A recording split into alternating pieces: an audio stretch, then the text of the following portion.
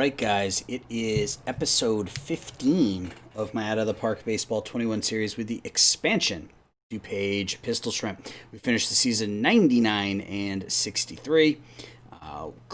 Easily won the AL Central by 19 games over the Tigers. We'll take a look at the team, and then I want to take a look back. I was messing around, and I was looking at some of my team's history, and I want to just go back and kind of look at some of that with you. So first things first, let's look at the club. So again, we finished 99 and 63. Our offense really picked it up the second half of the season. Our pitching continues to be fantastic. We did make one additional move at the trade deadline as soon as I ended the last episode. I went back in and took a look at who was on the trading block, and I made an unusual deal, but one that seems to have worked out pretty nicely for us. We traded Gray Kessinger, our second base / shortstop, to the Minnesota Twins, and we picked up JT Realmuto in return. Why do you want to go with three catchers, you ask? It allowed me to play Bo Naylor at DH for some games. So we had Realmuto at DH, and continues to give us a little bit more right-handed options off the bench. And you can see he played really well, put up almost an 840 OPS for us in 22 games. So, and he's just an elite level catcher. So I figured it couldn't hurt. He threw out 40% of base runners, posted a positive zone rating in 16 games. So it worked out well for us, I think. So if we look at our offense. All right. So yeah, if you look at our offense, Darian Perez, I moved him. You can see I moved him to the number 3 spot. I moved Alek Thomas up to the top of the order. Wanted to get Perez in some more RBI type positions. Came on strong at the end of the season, had 10 RBIs in the last 15 games. So I think it worked. Because when you hit 42 home runs, you should drive in more than 83. At least that's my opinion. But that's not his fault. 949 OPS, 145 OPS plus, 5.4 WAR. Just another great season for our star. Bo Naylor, great season behind the plate and as a DH, 3.7 WAR, 18 home runs, 72 knocked in. 368 OPS, 500 slugging, can't complain there. Walt Hart really came on strong the second half of the season, ended up with over a 1,000 OPS again, 44 home runs, 104 runs knocked in, 385 on base percent, or 372 on base percentage, 657 slugging. He was a monster in the middle of the lineup. Bob Ray had a nice first full season for us, posting an 800 OPS. 25 home runs, led the team with 34 stolen bases. Caden Wallace had a pretty nice season, struck out a ton, but still posted almost an 800 OPS, was a 2.8 win player, 105 OPS plus, so he was above average. We talked about Realmuto already, played pretty well for us in a starting role at catcher. Alek Thomas bounced back nicely the last couple of months of the season to finish over 300 on the year. Put up a 761 OPS, 341 BABIP was a little high, but in the end, turned out to be a pretty decent season for him. Jason Dominguez came out of nowhere and played really, really well for us while Thomas was injured. Ended up with 20 home runs, a 535 slugging, 843 OPS. He was solid. Richard Urena wasn't very good, but he was good enough at short when Marte was hurt, and then at second once we traded Kessinger. 19 home runs, 58 runs knocked in, only a 292 on base percentage. I really don't like that profile, but we were up against it earlier in the year when we signed him, so had to make the move. Noelvi Marte was really nice to get him back in the lineup. 20 extra base hits in 57 games. Played pretty good defense, so I'm glad to have him back. And then Jose Villalobos struggled bad. Pitching. Luis Patino was fantastic for us. 5 WAR in his first season, 18-4, 193 Ks, 210 opponent batting average, 260 ERA. I fully expect him to opt out as he's only making $21 million, and he could probably make over 30 easily if he opts out. Sweetchan Yu, in his second full season, led the American League in innings pitched. 3.7 WAR was fantastic for us. Jesus Luzardo, in his what will likely be his only year with the Shrimp, went 15-6 with a 3.67 ERA. I suspect that he will move on. He wants $20 million. And while I can afford that, I'm going to have to spend some of that on Patino, I think. Sean Cervantes bounced back, put up a 4 ERA, 11-9. 200 innings, though, eating those innings up and still has room to grow. So he'll continue to get better. Haifeng Yap, his first year as a closer, saved 43 games, struck out 80 in 67 innings. He was very good.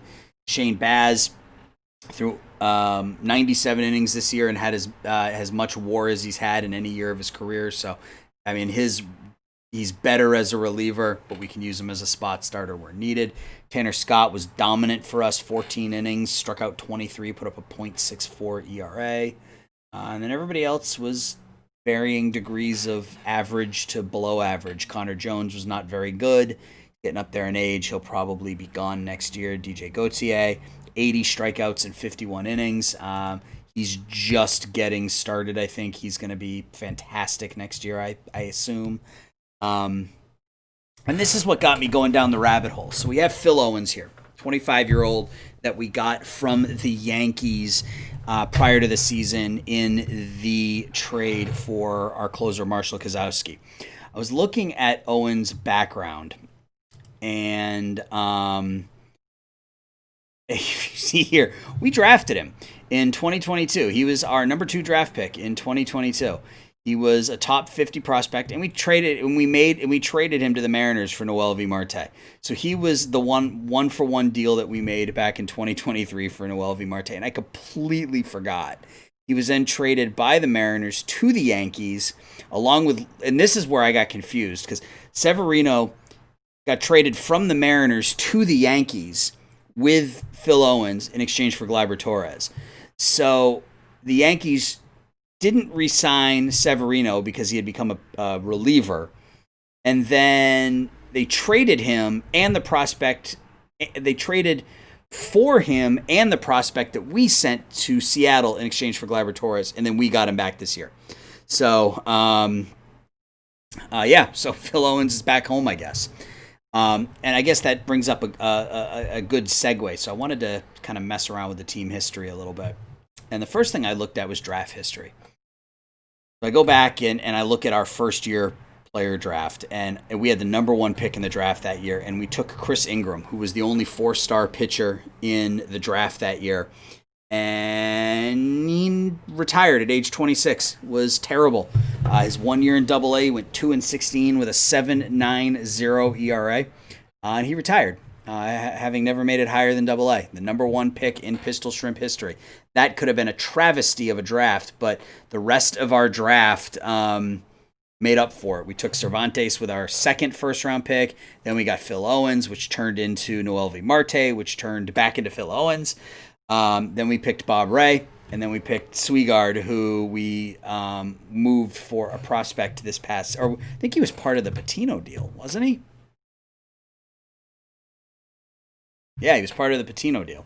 So that was that draft turned out really, really solid for us. 2, 3, our first pick, our second pick, and our third pick, or our second, third, and fourth pick, I should say, are all staples on the team right now. And then Swigard and Braden Bishop, who was our number 1 pick the following year, helped us get Patino, who's our ace. The next draft was okay. McRae is still working his way up. Abisher is in the minors. Califat retired. This wasn't a very good draft. Following draft, 2024, we took Thompson first. He is out, but he's still a 4-star prospect. He'll start next year in AAA. Jansen is on the big club this year. Jones will potentially be on the big club next year. His numbers look pretty good, so he'll probably be with the big club next year. Carlson retired, so first couple picks were okay. 2025, Hector Flores will be up with the big club next year. He was the pitcher that we turned into an outfielder, and he's now a 5-star prospect. And look at those offensive ratings, and he's come along as a pitcher. Look at his pitching ratings. So he is going to be a two-way player for us. He's going to pitch, and he's going to play right field on the days he doesn't pitch. So I'm going to have to figure out how to manage that because I've never done it before. So he will be with the club next season. Neusbauer, we traded. Voorhees we traded, and this one I'm sort of regretting looking back on it. We traded him for Max Fried last year. You can see he's really good as a pitcher. The control's a little off, but good stuff, good movement, 4 elite pitches. That's one I regret a tad. And then from there, you got people still working their way up. This is where is the Grabowski? This was our pick, our number 3 pick last year. He was the impossible high schooler, and his numbers. I'm glad we were able to sign him. He looks good. So we've had some success in the draft with some picks that weren't necessarily our first pick. And Bobby Knorr is going to be a monster.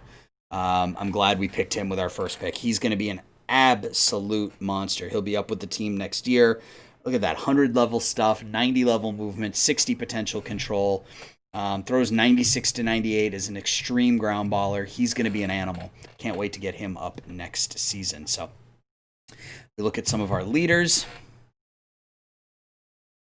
And I just kind of scrolled through this and I was looking for names. Oh, Gian Q. He was the other one I wanted to talk about. So you remember Gian Q? We signed him after our first season.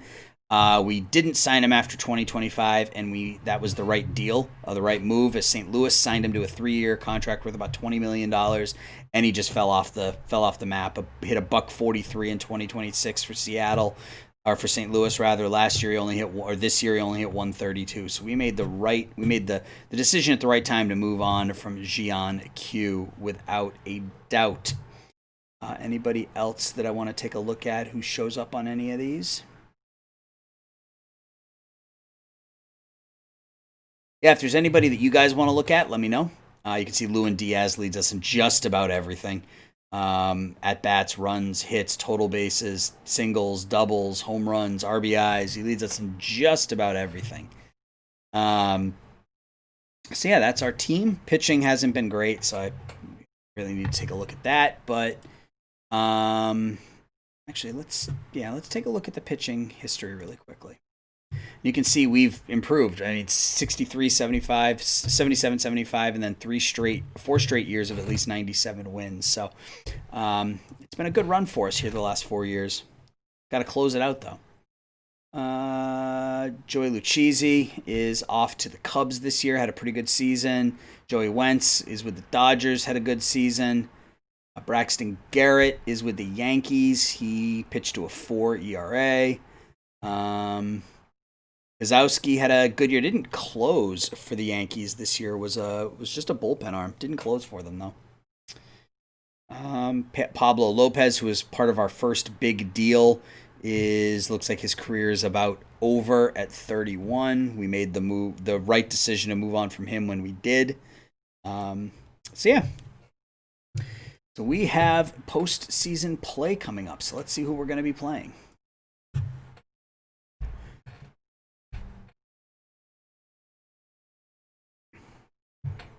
All right, so it looks like we're going to be playing the Tampa Bay Rays. So let's look at the Rays quickly, and we'll get on to the ALDS. So the Rays finished 96 and 66. Really good year for them. Best offense in the American League. One of the best pitching staffs. Best starting staffs, anyway. Looks like they have a couple of injuries. Doesn't look like anything too significant. Start with their offense. Wander Franco. He's a monster in this game. 400 on base, 565 slugging. Jaden Jackson, who's a name I don't recognize, but he's come out of nowhere. 39 home runs, 119 knocked in. Josh Bell hit 40 home runs out of the 7-hole for Tampa this year.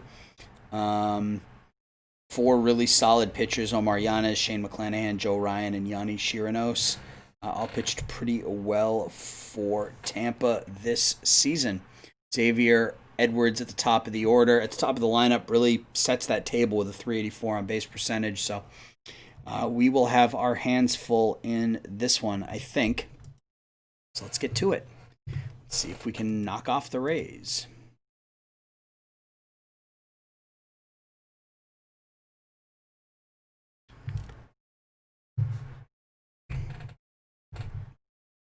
All right, let's get to it. Shane McClanahan against Louis Patino in Game 1.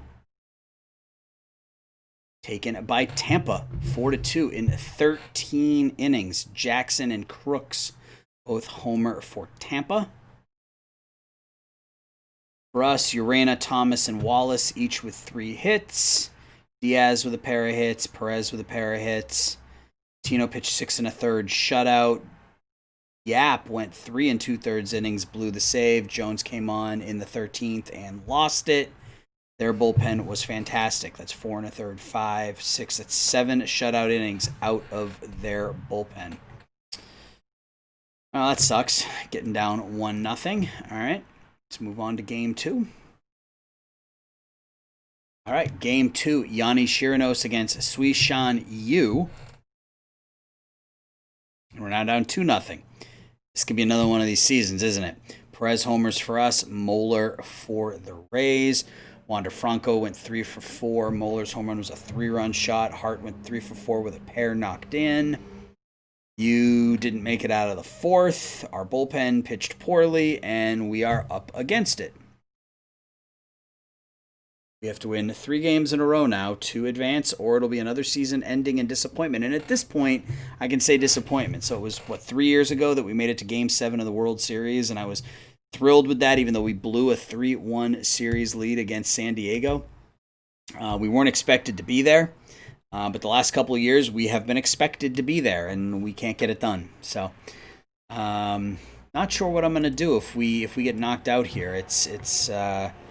We're going to have some decisions to make on both sides, both offensively and both with the bat and pitching. So, oops, banged my elbow into something.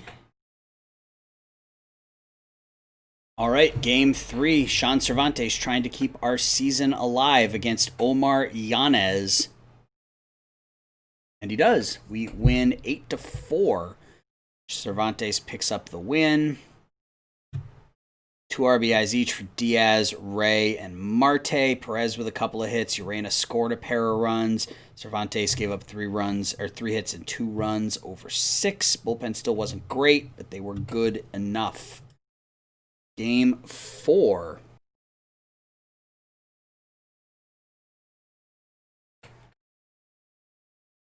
Oh, wow. Yanez didn't make it out of the 1st. Game 4. Miles Jansen, the rookie, against Joe Ryan. We need this one to stay alive. Actually, no, we don't. We're going to go Jesus Luzardo. Why I didn't do this beforehand. Jesus Luzardo will go in game 4. And we win again. We force a game 5. Urena with 6 runs knocked in. Home runs by Urena, Diaz, and Hart. Luzardo picks up the win, and we force a game of 5. So Urena 2 for 4, 6 runs knocked in. His home run was a 2-run shot. Okay. Hart with a solo home run. Diaz went 3 for 5. 4 runs and 5 by Luzardo isn't great, but the back half of our bullpen did okay. So we're going to have game 5 here. It's going to be McClanahan against Patino, a rematch of game 1. Can we turn this one around?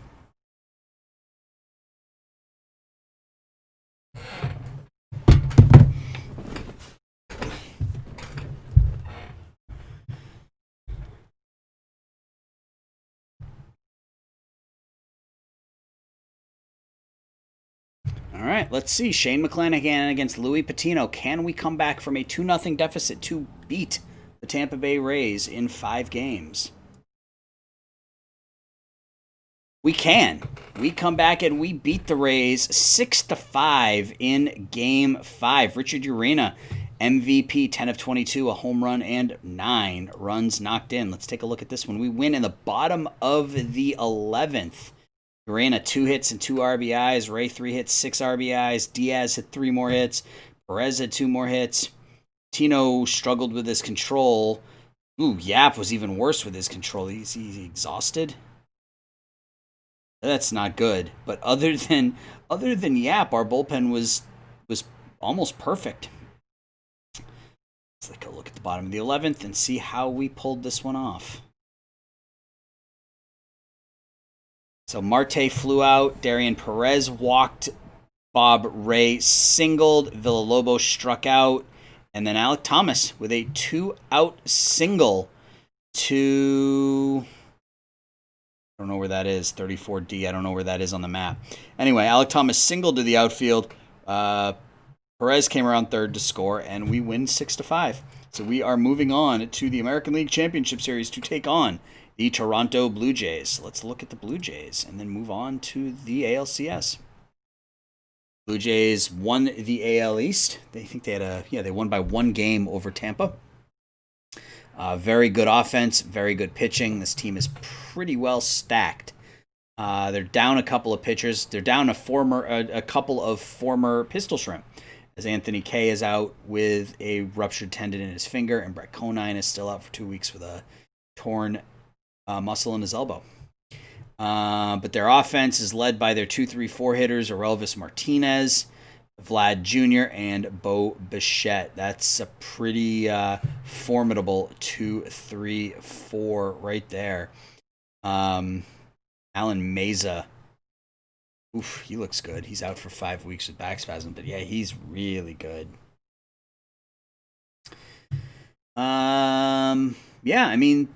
Beyond that, their offense isn't great. Reynolds is okay. Kyle Lewis, really low average. Rowdy Tellez hasn't really developed like people are expecting. Victor Reyes, very limited playing time. And Danny Jansen is pretty good at catcher. Pitching, Nate Pearson is just fantastic. He's really a beast, and every save I've ever played, he's turned into a really solid pitcher. 17-8, 3.45. So they got a pretty good pitching staff, but their offense, especially the top half of their offense, is fantastic. So it'll be another tough series for us. So let's get to that one, shall we?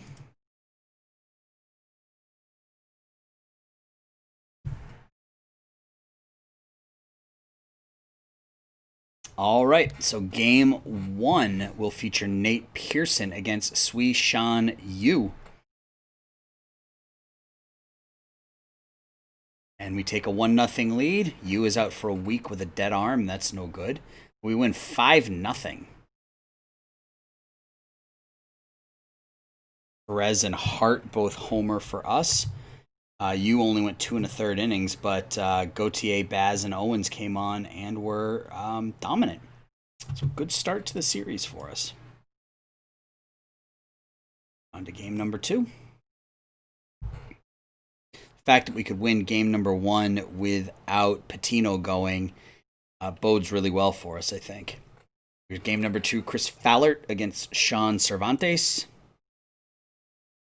We are up 2-0 as we win this one 6-5. Naylor and Marte homer for us, Reynolds and Tellez for them. So we held on. We were up 6-3. They scored 2 in the top of the 8th. Noel Marte, 3 hits, 3 RBIs.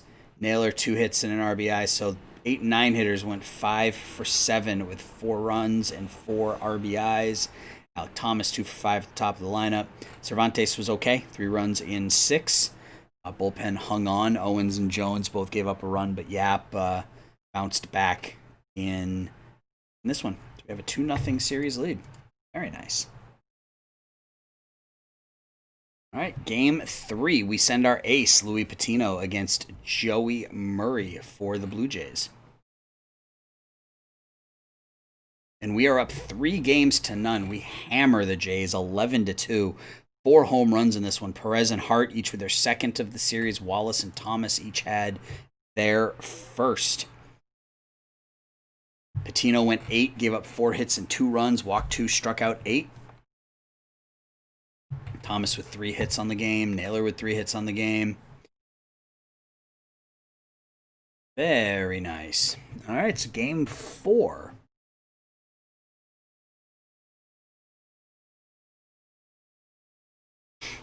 Sees Jesus Luzardo against Josh Winkowski. Pull off the sweep. No, we cannot. Toronto wins. Lewis, Tellez, and Martinez homer for them. Luzardo went 6 2/3, gave up 6 runs. Winkowski pitched really well. 2 RBIs for Marte. All right, so game 5 will be Suishan Yu against their ace. Oh no, I guess we're going with Cervantes here in game 5 against Nate Pearson. Can we close it out? Cannot. They beat us again. Perez homers. Owens got the loss, which means what happened here? Owens started. Okay. I gotta look at my pitching. I don't know why that happened.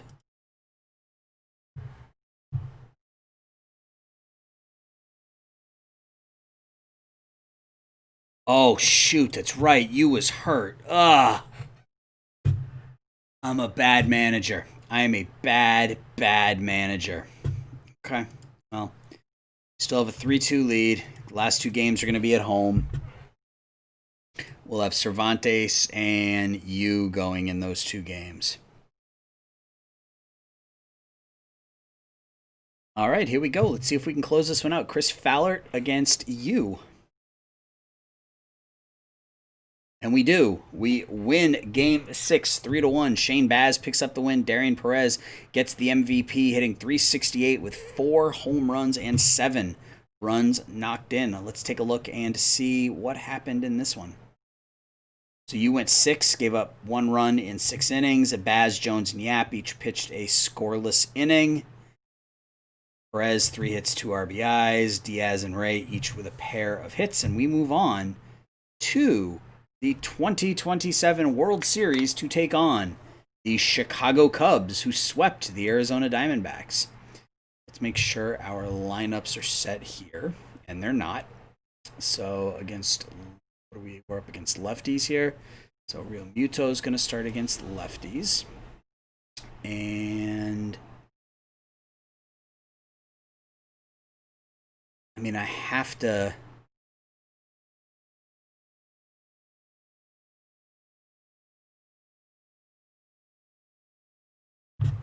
Second. Oh, God. This is what happens when you rush. This was just stupid on my part. I need Fabian on the roster. Like, what the hell am I doing? Hasn't come back to burn me yet, but... So Fabian is going to play right field. Alec Thomas is going to play center.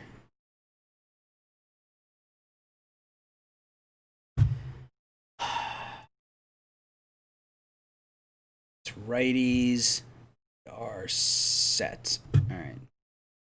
So what about...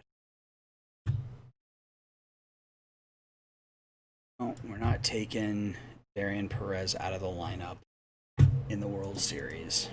It's just silly. All right. So let's get to the next round, and then we'll look at the Cubs, and then we will play through the series.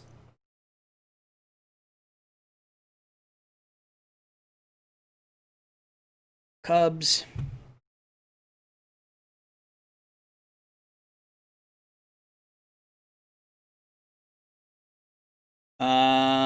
Middle of the road hitting, middle of the road pitching. They only won 87 games during the regular season.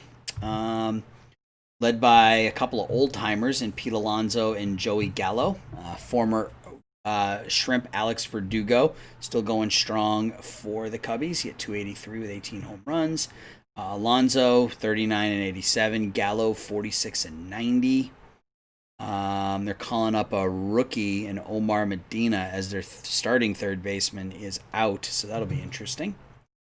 Pitching wise, they're not very good. Blake Snell is their ace. He's getting up there in age. Preston Snavely led them in wins with 11. So feeling pretty confident here. Let's get to it and see how it goes.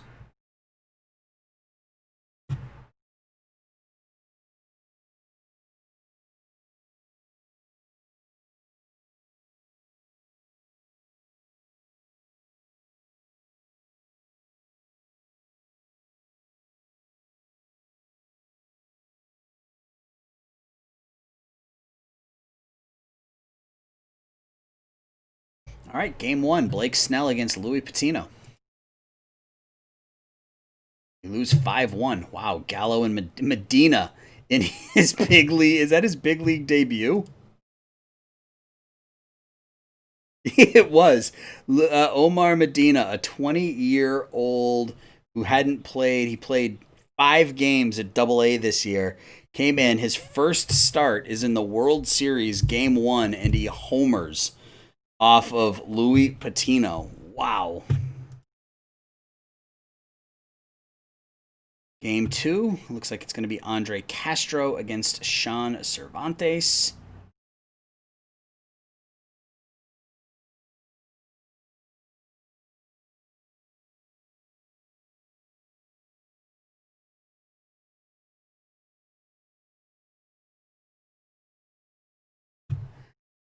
See if we can even it up. We can't.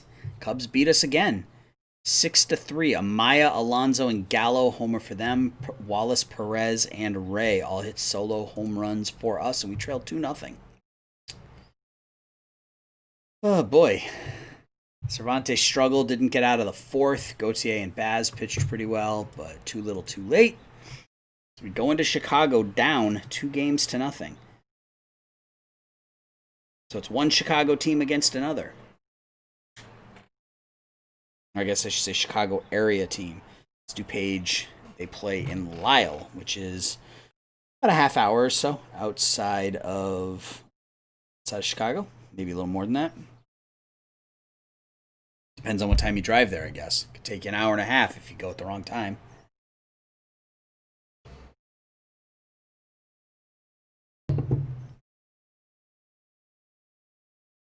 Game 3, Sui Shan Yu against Preston Snavely.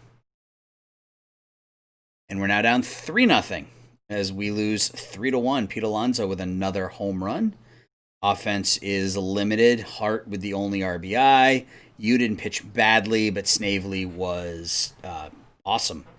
No runs in 7 innings. And Joey Lucchesi, the former Cub, or the former Pistol Shrimp, picks up his 4th save of the postseason. All right, so we got to come from a 3-0 deficit in the World Series to win it all. That's going to start right here with Jesus Luzardo against Braylon Marquez. And we get swept. All right, Pete Alonso, 5 for 15, 3 home runs, 4 RBIs. Yeah, so we lose. So I'm going to go ahead and sim ahead now to the beginning of the offseason. We will go through the offseason and see if we can figure out how to get over the hump. So we'll be right back. All right, it is the off season. Haven't looked at any of our notes yet. Looks like we've got some stuff to deal with. The league is expanding. Ooh, we have an expansion draft coming up, so that's something else we're going to have to keep in mind. Who retired? Our bench coach. So let's go find ourselves a new bench coach.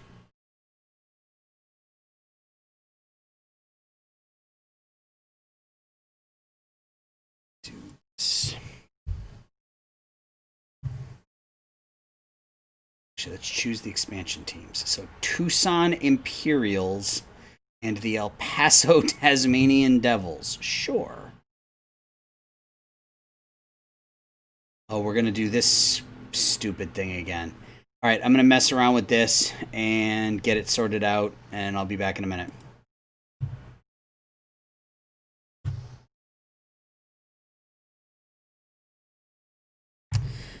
All right, so we have expanded the league. When is the expansion draft is on 11? Ooh, it's on 11/11. So, okay, it's a couple days after free agency. That's not too bad. So we need to find a bench coach.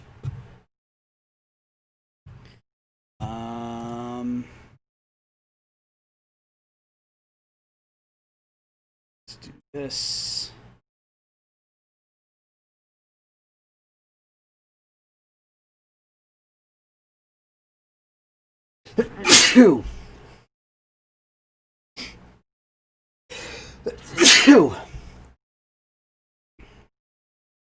All right, and let's start with Edgar Alfonso.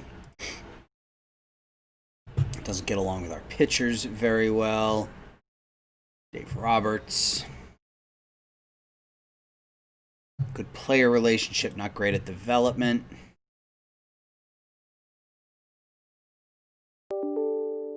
Not great at development. Sorry about that. I gotta remember to shut my mail off when I start this. Alright, so I need to find somebody who's good at or not need, but I'd like to find somebody who's good at development. What do we got here? Ben Cook. Excellent development, but there's nobody there. What about Joey Cora?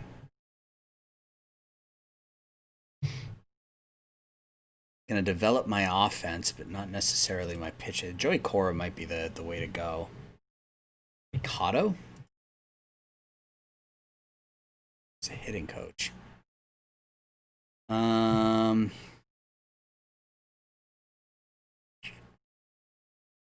let's go Joey Cora.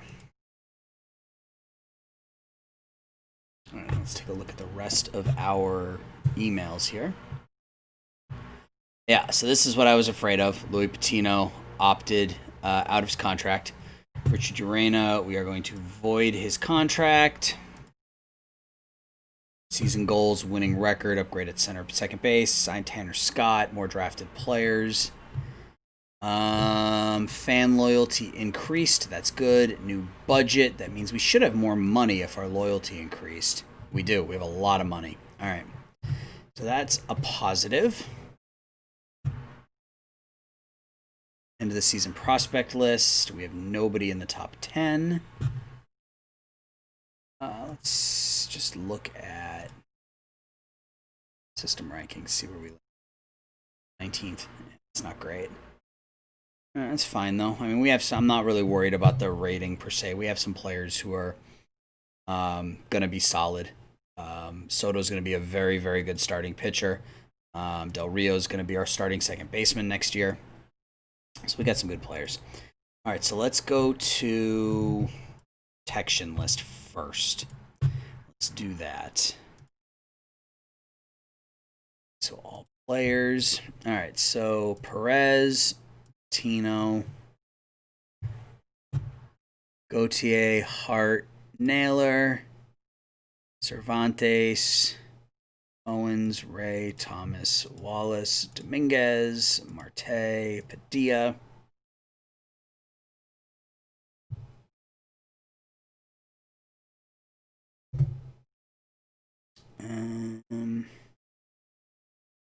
Alvarez, because he's only 25. Yeah, I mean, we can protect just about everybody, it looks like. I even have 25 people I want to protect. I mean, a lot of these guys are going to be gone by the time we get to that point. We'll protect Baz. Hunter Jones, the free agent, right? Yep. Tanner Scott's a free agent. We can bring him back. Should probably protect Scott in case we do bring him back.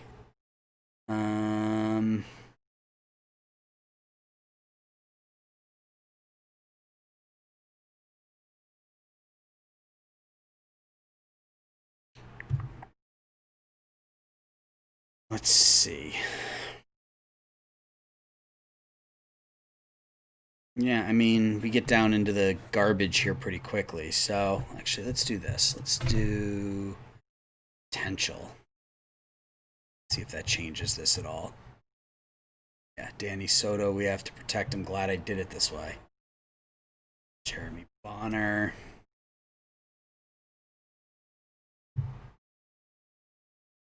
Dania.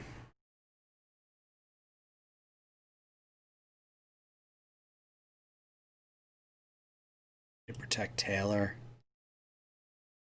Not worried about him.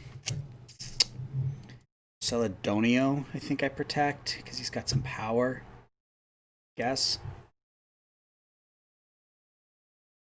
And there's really nobody else here I want to protect. I mean, I don't have any really, really bad contracts, so I'm not really worried about that. think maybe we protect Real Muto and see if we can bring him back and have him be our backup. Have him and Naylor be our 1-2. It's probably the best option. Protect Ramirez, I guess.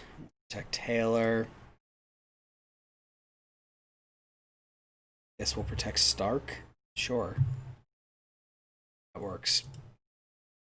All right, so let's go to arbitration. All right, so Luzardo, we are going to offer ARB to because he is going to ask for a ton of money. Yep. We're going to offer to Patino as well in case he doesn't re-sign. Diaz, I'm not going to offer it to. So really, all right, let's go through. So Cervantes at 892 is fine. Yap, we need to offer an extension to him. I don't want to pay him. Let's offer him 6. Oops. I offered him $60,000 or $600,000. All right, so we'll get him back at around 6. That's fine.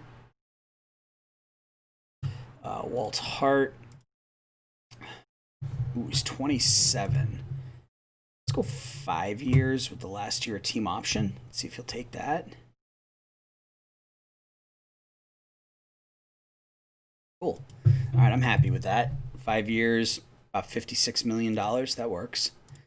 Noel V. Marte, I want to sign him.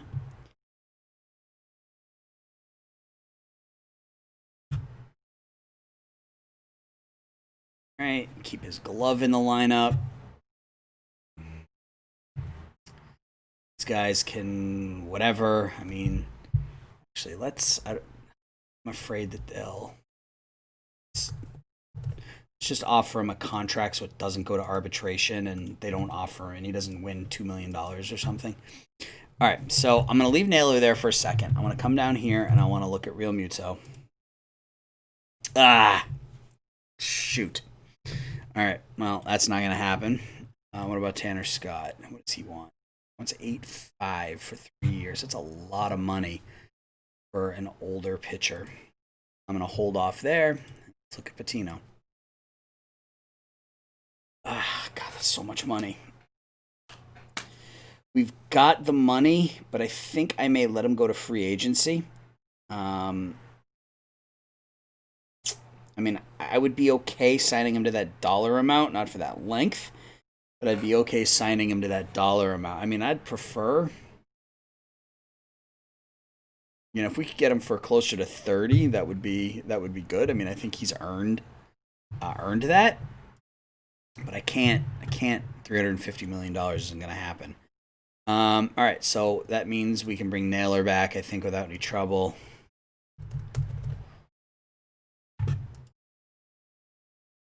What does he want? 13,750.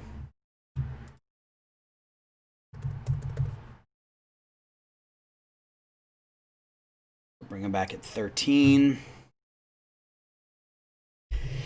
Yeah, I mean, the rest of these guys, I'm okay with them going, to be completely honest. I'd like to bring Real Muto back, but obviously not at $17 million or whatever. Tanner Scott, I'd like to bring back, but not at 8.5. Tino, I want to bring back, but not at 35. So we'll have to see what happens. I think that's everything we need to do here. Let's look at listed players to see if there's any there. Oh.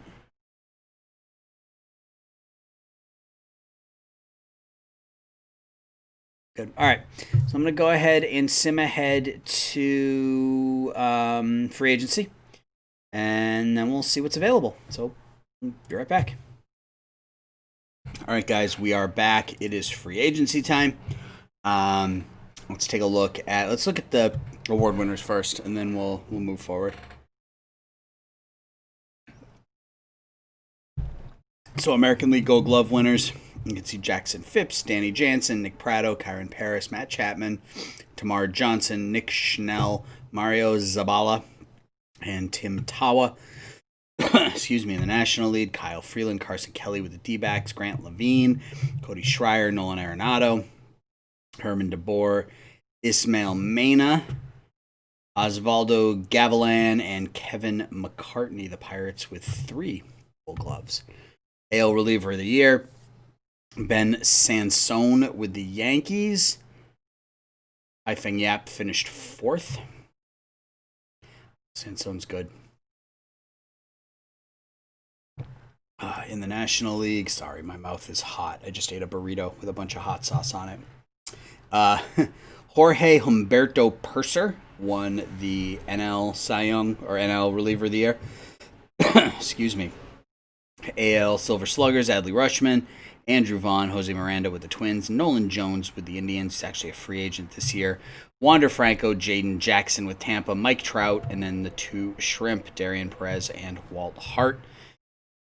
In the National League, Thomas Zapucki, Francisco Mejia, now of the Brewers. Alex Baum with the Phillies continues to bomb. Hit 74 home runs and drove in 176 runs last year. That's a pretty good season. Manny Machado at 3rd, Luis Casilla at 2nd, Tatis Jr. at short. First season with the Rockies, I'd say, was a success. Juan Soto with the Nationals, Acuna with the Braves, and Nomar Mazara with the Rockies. AL Rookie of the Year, John Tucker of the Red Sox. Excuse me. NL Rookie of the Year, Josh Munson of the Rockies. I won another Manager of the Year. I think that's 3 in a row. Cy Young goes to our very own Louis Patino.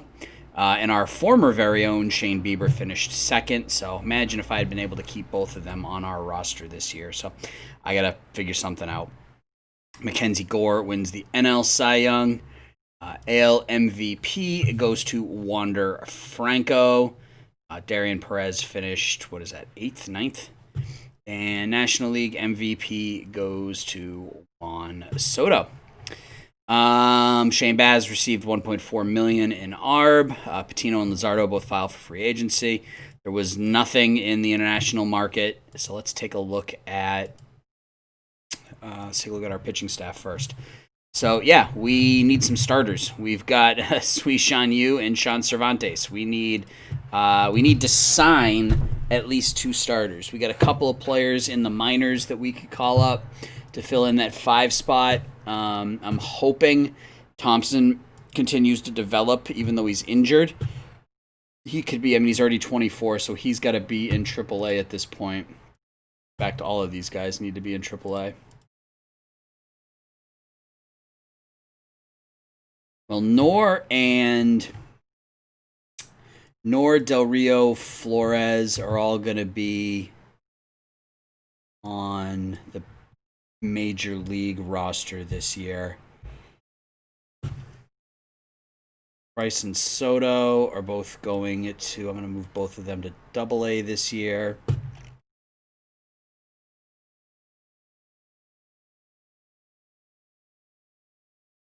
Yeah, Soto, I think I need 1 long-term.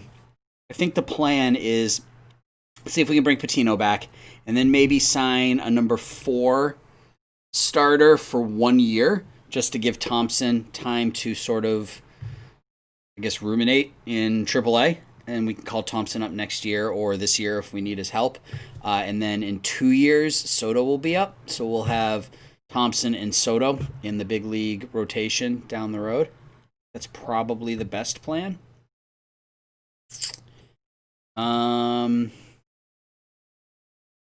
Yeah, so that's our pitching staff. We're going to need at least 1 long-term, and I think Patino's the obvious option there, and then maybe 1 short-term guy for that number 4 spot. Lineup-wise, Del Rio moves into the 2-hole. First base is going to be Alex Padilla. I need to get Flores in the lineup, but I don't know where I'm going to play him. You can only play left and right. And I've got way too many outfielders. I want to keep Fabian. He played pretty well for us last year. You can see, he only walked twice, struck out 40, but put up an 854 OPS. Jason Dominguez can play really good center field, has got a bunch of speed. So we have a ton of outfield depth, and that's something we need to use to our advantage. But We don't really have anybody who can play center effectively. They're all corner outfielders, and that's the problem. Hart's got to stay in the lineup. I mean, Hart and Perez have to stay in the outfield. And Bob Ray, maybe Bob Ray becomes our center fielder and we look to move Alek Thomas this offseason. That might be the move. Then we can stick Flores in left. It doesn't get us any more right-handed because it just puts Flores in the lineup. And then we also have Padilla, who's going to be playing first base for us this year. So we're going to have the same problem we had last year, which was we're very going to be very left-handed. But that's, it is what it is. So we need a backup infielder. Villalobos, he could be it if it doesn't look like he's going to improve. He's pretty much at his peak, but we need a backup infielder, and then we need pitchers. That's really what it comes down to. So, and then we'll have to figure out what to do with Alek Thomas. Because I think he's the odd man out, realistically. Whoa, Juan Soto.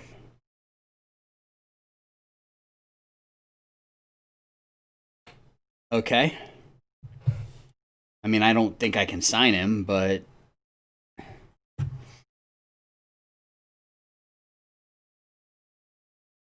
right, well, let's just look. All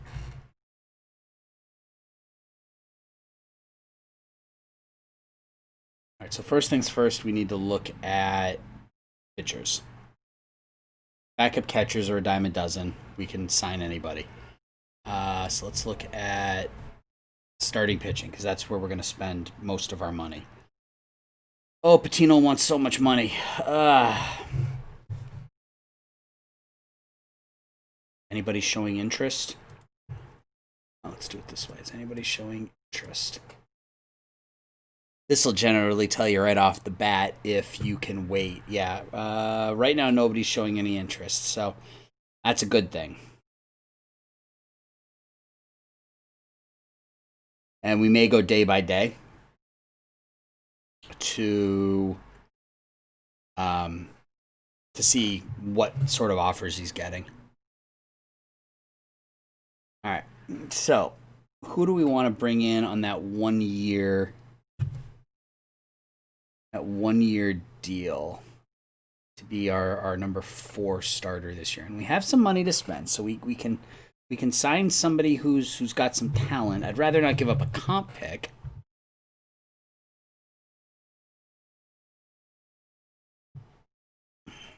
Castillo's not bad. He's particularly good, but he's not bad. He doesn't want any money. There are not a lot of options. Okay.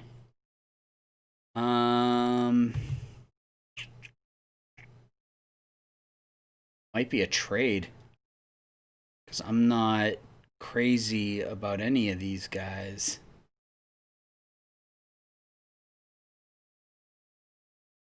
I'm not.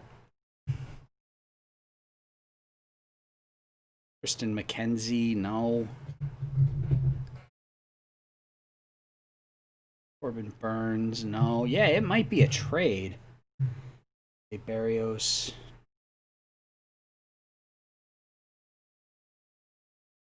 I think we go after Patino. Let's just see something. He wants 9 years. Let's just test the waters. See what happens. Okay. So I think I'm just going to have to take it day by day, literally check with him every day, and see what sorts of offers he's getting, and just beat them. Because there's nothing else here that really gets me excited. Aaron Nola's pretty good, but I don't want to give a comp pick. I'd rather spend the money and get Patino. I think that's what I'm going to do there. Offensively, I would love to have Juan Soto, but he probably wants $400 million. It's not going to happen. So middle infielder. That's really all it is we're looking for at this point. So I'm going to mess around for a bit, sim ahead, see what I can find. It might be a trade. It might be a signing. Not entirely sure yet. But when we come back, it will be the Rule 5 draft. All right, it is Rule 5 draft time, and it was a very eventful few weeks for the Shrimp. So let's go back and let's take a look, shall we? Go back to November. And we'll just start at the top here. So we signed Bo Naylor to a 5-year contract extension worth $70 million, which works out to $14 million a year for 5 years. The 5th year is a team option. Just a slight upgrade from what he's making this year. And from the catching position, I think he's been worth it. Needs to do a bit better job staying healthy. But I think otherwise he's been really solid, and it's hard to find a good catcher. So we're going to stick there. We made a trade with the Texas Rangers. They came to us for this one. They offered us Jimmy Mitchell, who's a 26-year-old who, if he develops, could be a pretty good bat. I mean, OSA loves him. I mean, look at that. OSA thinks he's just unbelievable. Our scout's not quite so high on him. He's 26, so he's older. This past year was his first year in the majors. He didn't make it didn't do very well in his time. Has the ability to pitch too, but he could potentially be a platoon bat right now playing against righties. And to get him, we didn't have to give up much. Just a 23-year-old, 1.5-star starting pitcher who is 23 and not very good. So I think, picking up depth works. We signed Andre Munoz away from the Los Angeles Dodgers to a 2-year, $12 million deal. Munoz has got really good stuff, a couple of really good pitches. His control is going to be a little off, but basically he's our Tanner Scott replacement, and we bring him back at about $3 million less than Scott, and he's cheaper. So, and you can see he's been pretty consistent over the course of his career between San Diego and LA. So bring in Andre Munoz. We traded Shane Baz to the Miami Marlins, getting 32-year-old starting pitcher Riley Smith, and they're going to retain 85% of his contract. Baz, they're going to make him a starter, and Baz was fine for us. I mean, pitched for us for 5 years. His best year was 2024 by far. He had settled into kind of that 1.5 WAR style swingman. The control was never going to get better, and that was going to hinder him from being anything more than a bullpen guy. And in return, we get Riley Smith, who is pretty good. I mean, he had just a horrific year for Miami in 2025, but in 2024 he led the NL in ERA. Last year he was 13-12 and he's had at least 2.5 WAR in 4 of the last 5 seasons. So he's not going to hurt himself either. He's not going to walk a lot of batters. He's got pretty good movement. So he'll slide into either that 4 or 5 role in our rotation. And they're eating most of his salary. So we're paying him like $2 million or something like that. So I'll take it. And then the big deal was with the Boston Red Sox. We sent center fielder, and I mentioned that this was a possibility. We sent Alek Thomas to the Red Sox in exchange for a couple of pitchers. Get back 24-year-old closer Ian McKelvey, who could, he's 25 now. I guess he just turned 25. He could be a starter if that third, well, actually, he could probably be a starter now, but we're probably going to use him out of the pen here initially, along with Chi Jung Lee, who's a 26-year-old, who we are going to, is he listed as a starter or? All right. So these are his ratings as a starter, and they're pretty good. I'll take it. He wasn't good last year, but the year before that he put up 3.2 WAR, so I'm hoping he's closer to that than he is this. We'll see. And we also save about $10 million because he's only making $980,000, and McKelvey is on a minimum contract where Thomas was making 12 this year. So,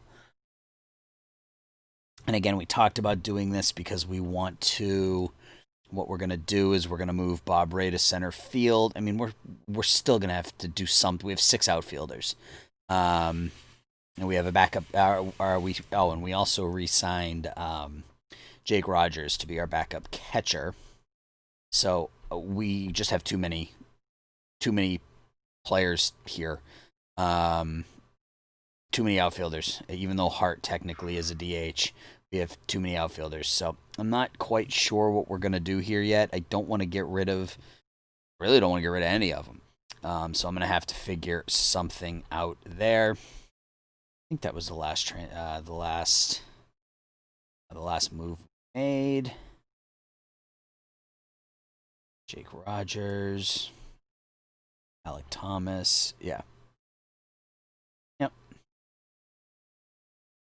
Oh no, we signed Louis Patino, right?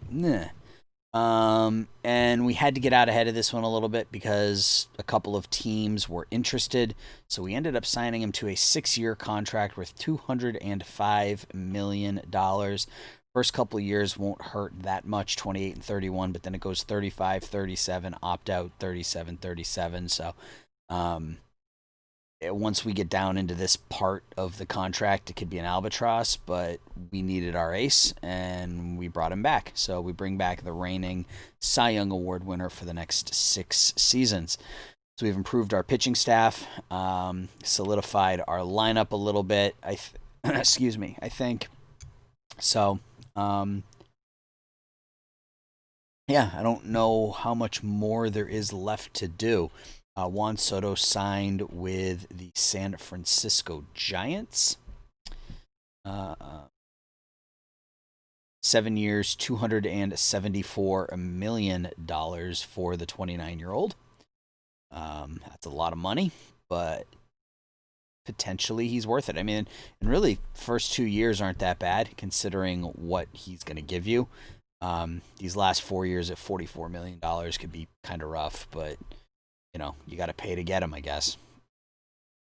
It's good. 4 years of 10+ WAR. So he's 29 years old. He's got 1,800 hits, 400 home runs. He's already at 84 WAR in 10 seasons. That's just crazy. All right. Anyway, it is Rule 5 draft time. And I don't know that we're going to do anything here. We'll see what's available. Let's take a look. Actually, let's take a look at the expansion teams really quickly and just see what they look like. I haven't looked at either of them yet. So the Tucson Imperials. It looks like they went heavy offensively. They didn't sign a whole lot of pitchers, it looks like. Gerson Bautista is their quote-unquote ace. Nick Constantakos.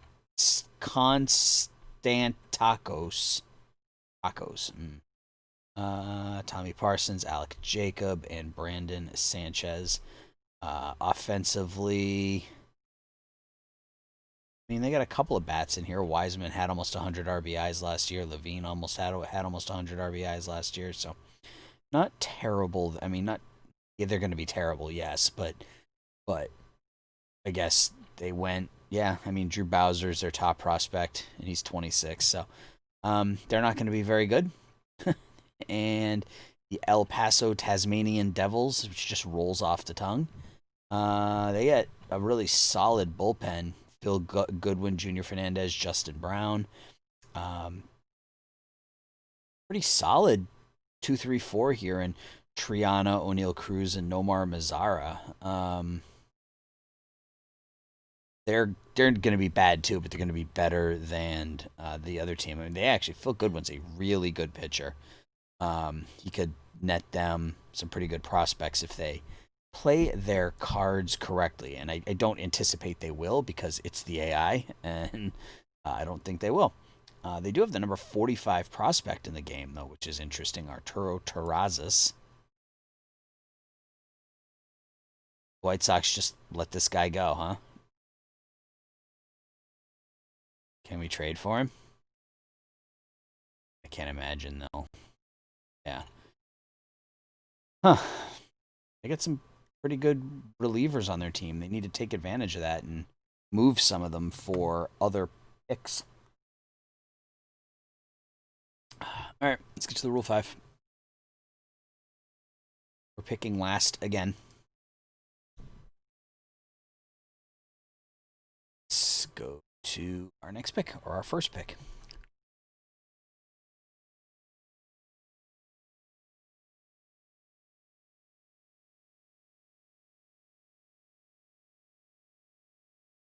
All right, anybody here? Left-handed hitting third baseman, Jose Ruelas. Looks pretty solid.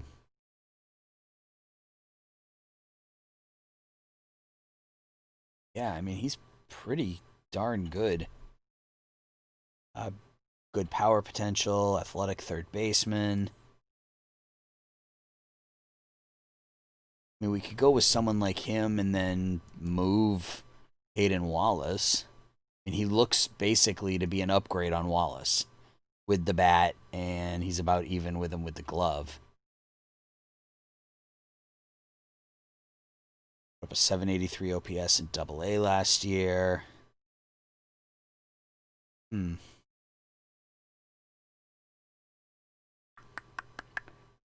This doesn't look like a bad player at all. Let's compare.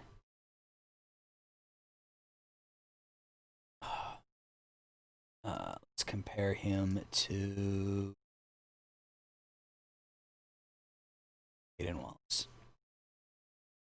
All right, so Wallace is 3 stars, and Ruelas is 2 out of 3. So he's got a better eye. So Ruelas has got better contact, better gap power, and better avoid Ks. And that's right now. If you look at their potential, he's better across the board against lefties. Wallace is better, and against righties, Ruelas is better. And again, that's the whole left-right thing. I don't think...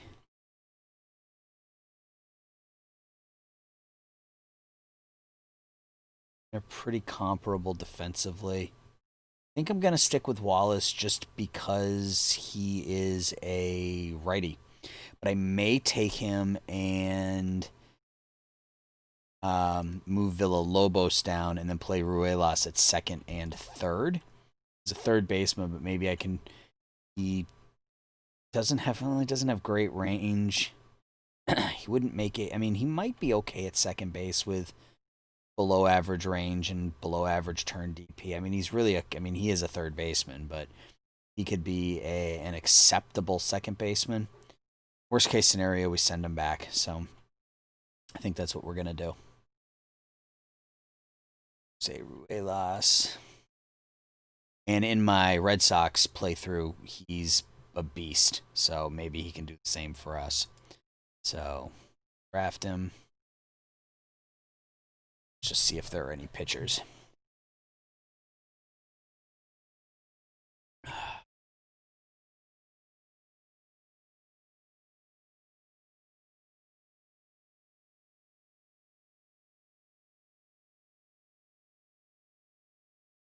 Nope. Doesn't look like it. All right. So that's going to do it for the Rule 5. And I don't think there's a whole lot else that we need to do. I'll keep an eye on the trade block to see if anybody else pops up. There are some interesting names on the trade block as of right now. Or at least there were. I don't know if there still are. But from a batter perspective, Kuna is on there. Rafael Devers is on there. I mean, if I could swing a deal for Devers and put him at third base, then I would move on from Wallace.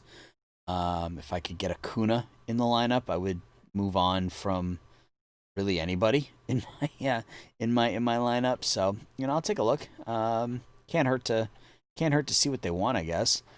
But otherwise, I'm pretty set. I don't really feel like there's a move that has to... I've got too many people on my roster, so I'm going to have to make some moves. But but that can wait until spring training, I think. Now we're set at catcher. We're set at first. Hopefully Del Rio develops here over the next couple of months before the season starts. Third base is really the only question mark. Can one of these three guys kind of come through for us? I'm pretty content at shortstop, even though he's not a great hitter. He's still a good fielder, but this is a position we'll have to think about moving forward. Our outfield is fine, and our pitching is fine. So, yeah, we don't have a lot that we need to do, although I will keep an eye on the trade block. Keep an eye on free agency as we get closer to the start of the season, and maybe we can sign one of those leftover free agents for the cheap. And we did get a first-round pick when Jesus Luzardo signed elsewhere, so we have 2 first-round picks now. So if we sign somebody and lose a third-round pick, that's fine. But that's something we'll deal with down the road. So when we come back, it'll be opening day. We'll set our lineups, set our pitching staffs, and we'll call it an episode. Hang tight. We'll be back in a minute. All right, guys. It is opening day, and it is time to set our rosters. But before we do that, we made I guess you could call it a blockbuster deal. I don't foresee that it's going to help us beyond this year, but it's going to help us this year. And I had mentioned the name previously, but we made a deal with the Atlanta Braves. And we are in March. Let's go back to February, where we sent Judson Fabian, Jose Ruelas, and Andre Munoz, and 20-year-old second baseman Gabe Regino to the Braves, getting Ronald Acuna Jr. It's a big package to give up, especially for what amounts to 1 year out of Acuna, who is asking for nearly $40 million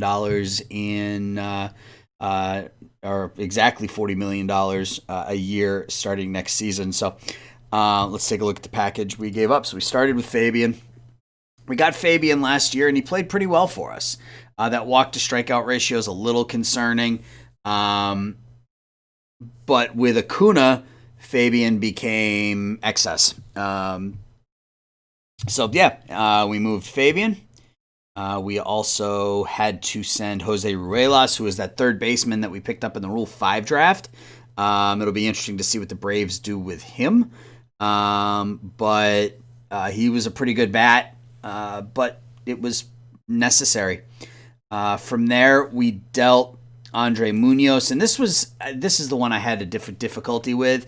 The Braves were asking me for DJ Gautier, and Gautier, while not as good, is 5 years younger, still has room for growth, and is still in the league minimum, where Munoz is at his peak. He's 29, and he's making $6 million. Now, I don't know if in real baseball this trade would have worked, because Munoz hadn't played a game for us before we signed him and traded him, and I don't normally do stuff like that, but it was either Munoz or Gautier, and I didn't want to give up Gautier, and it was the only way I could make the deal happen. So we included Munoz and then a 20-year-old second baseman, Gabe Regino, that kind of typical high contact, no power middle infielder.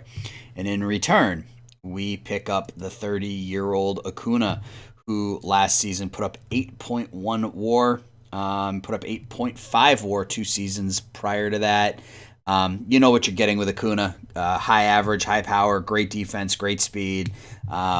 He's a righty, which, is going to be great for our lineup. And the only question is, do we play him in center or right? And that's something we're going to figure out right now. So I've already reduced my pitching staff down to, it says 15, but that's because Wallace and Hector Flores are both considered pitchers as well. So they're included in that 15, so we actually have 13. We just need to set our lineups. So we're going to send, I have to send how many people down? 5? I got to send 5 people down. So we're going to send down Villalobos, Celedonio, Bonner, Taylor. So that's 4 right off the bat. And this is where we start to get into a crunch. Can't send down Rogers. We re-signed Richard Urena because he's a good backup middle infielder for $2 million a year. I think Jimmy Mitchell is the guy who goes down. Yeah. I mean, we didn't give up much to get him, and he isn't potentially all that good, so we'll send him down. All right, so let's set our pitching staff first, and I'm a little concerned about my staff. Patino actually regressed. You can see his controls down to a 25. We'll see how it goes, but that's a little concerning. Although if his movement stays at 100 and his stuff stays, 60 to where it is now, 67, I think he'll be okay because he'll strike out enough guys and won't give up a ton of hits, won't give up a ton of home runs. So the walks shouldn't hurt him too much. So Patino's going to be our ace. Then we're going to go with Sui-Shan Yu. And we're going to go Sean Cervantes. Then we're going to go Riley Smith. And that fifth spot is in question. And one of the things I'm thinking about doing is J.D. Thompson is just about ready. So I'm going to give him a little bit of time in AAA because he hasn't pitched in a while since he was hurt last year. Give him a little bit of time in AAA to see how he does. And then call him up pretty much right away. And we also have Soto, who's 22. He'll be up next year as well as a starter. So got a couple of young arms in AAA just waiting to get their start. So our number 5 is going to be whom? Quintanilla's only got 39 stamina. Otherwise, he would have been the option. Alvarez only has 29 stamina. Do we go Phil Owens? I think we go Phil Owens. He's better in the bullpen, but I think for now, as our number 5, he'll be fine there.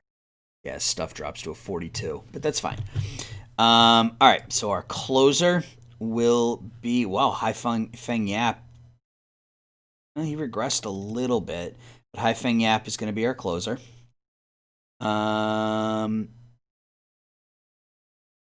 Bobby Knorr. Are we throwing Bobby Knorr right into the mix here as a rookie? As one of our setup men. And Ian McKelvey is our other setup. I'm really happy with our bullpen. I think they're going to be really solid really soon. Gautier is going to be middle relief along with, all right, so I can see who hasn't been used. McCray, Nesbitt, Alvarez, Cantanilla.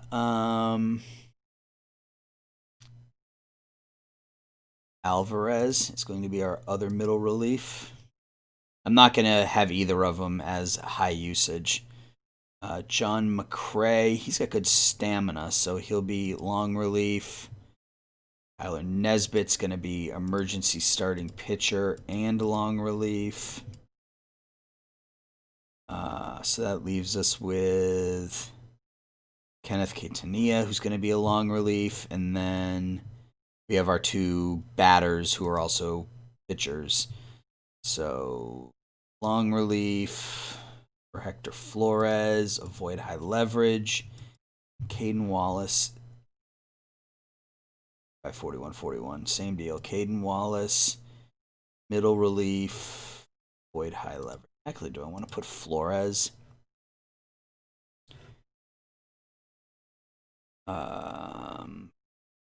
Does he throw righty? He throws lefty. Okay, all right, well, we'll go with that. All right, yeah, we still have some growth, especially out of Knorr and McKelvey. Once those 2 guys develop, our bullpen's going to be lights out. I mean, look at Knorr. I mean, that's just beautiful. And then McKelvey, who we got from the Red Sox, is also very, very good. And we have the other guy we got from the Red Sox on the injured list. And I don't know if I'm going to move him. And he's pretty good as a reliever. Control's not great, but 3 good pitches. I don't know if he's a starter or a reliever. He's probably a starter because he's got 3 really good pitches and a 4th that's okay. But we'll cross that bridge in a couple of weeks. So we got to set our lineups. Let's go to batters, batting ratings. All right, so our leadoff hitter. So we got rid of Alec Thomas. So I think that means Darian Perez has to go back into the leadoff spot. But that's fine since now we have Acuna who can play in that number 3 spot. So our number 2 hitter is going to be. Do we want to go lefty? We want to go Bob. I'm going to do it like that. I think I do. And then Acuna will bat. It really should go like this, but Hart's only got a 40. Hart only has 42 contact. Am I okay with this? Yeah, because it keeps that left right, and then we put Padilla in here, the high contact guy. Yeah, I'm okay with that. And then Caden Wallace, and then Naylor. Then we go Noel V. Marte, and then we finish it up with David Del Rio. All right, so that's, we go lefty, righty, lefty. That's perfect. You couldn't, the only thing I might do differently, and we'll see how the season starts out, is switch Hart and Padilla.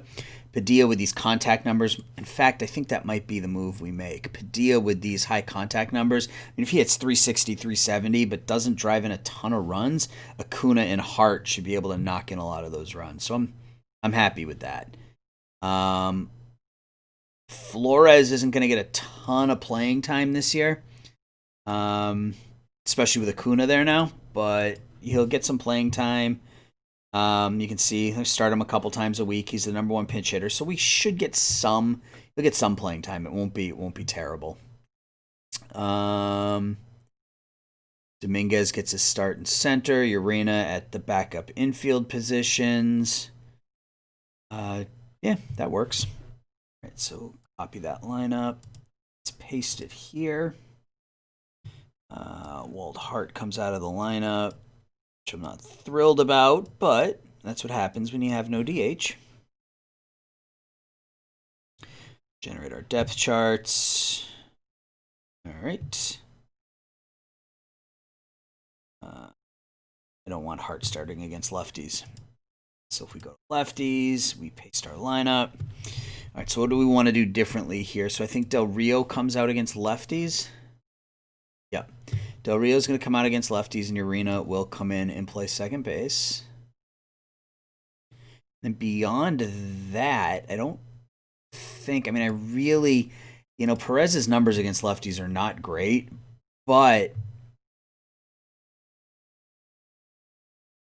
can we look at last year?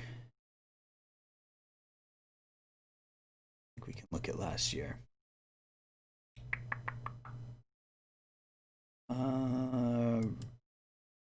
It's just a spring training.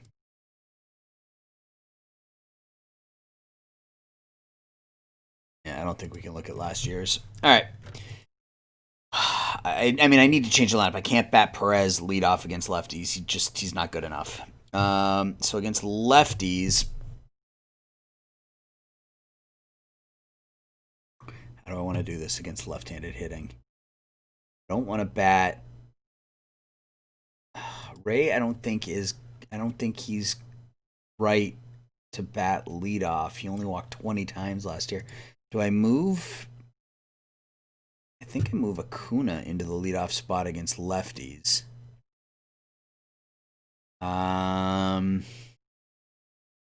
Old Hart.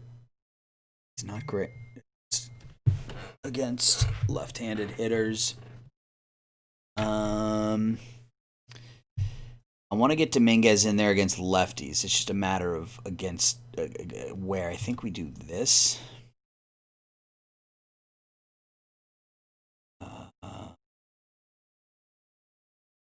Right field, he's an 80. He's a 66, so we're going to do this. DH, center field, right field. We just got to figure out the lineup now. Dia against lefties can hit either way, right? Is an 80. So I think we're going to do like this. I think we're going to do this against lefties. It's not the best lineup in the world, but, you know, it'll do. It'll do. We're better off than we were last year against lefties. That goes without saying. Hart won't play much against lefties. That's fine. Copy the lineup. Paste. And this is actually where Perez will come out.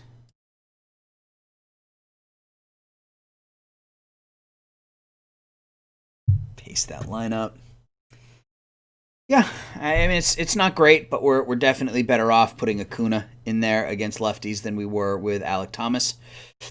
I really like our lineups against righties. I think we're gonna score a lot of runs. We're really, really solid 1 through 7. Marte can hold his own, and Del Rio.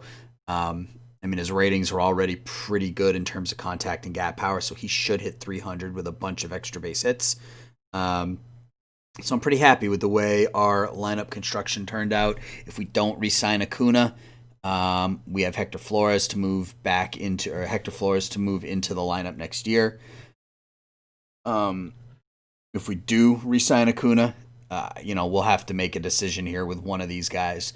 We'll have to move somebody. Not sure who it'll be, but we'll have to move somebody because Flores is going to. I mean, he's gonna end up. I mean, he's already almost at his max here. He just needs to improve his avoid Ks and his contacts a little bit. So, and I want to get him in because he can pitch and hit, so I want to use him as both. So, we will have decisions to make, but that's for another time. So that's going to, actually, we got to sim ahead to opening day. Oops, just dropped my phone.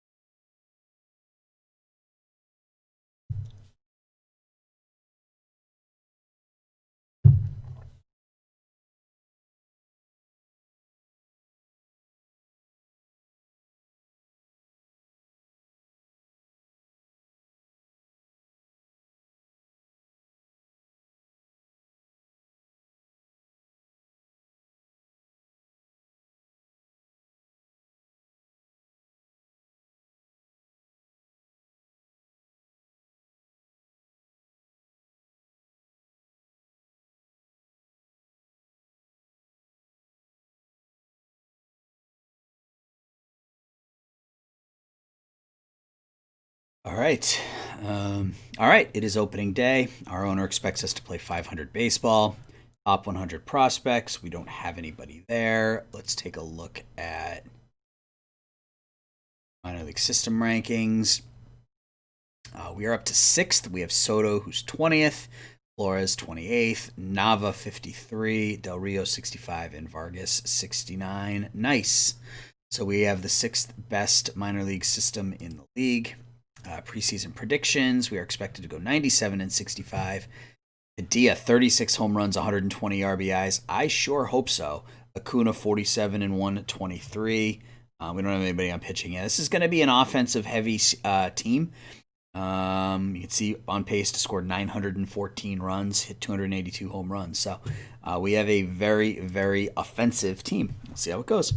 So that's going to do it for this episode. When we come back, it'll be the Rule 5 draft. We'll go through the draft. We'll go up to the trade deadline, and that'll be that. So leave a like, subscribe, let me know your thoughts. And until we talk again, everybody take care. Bye-bye.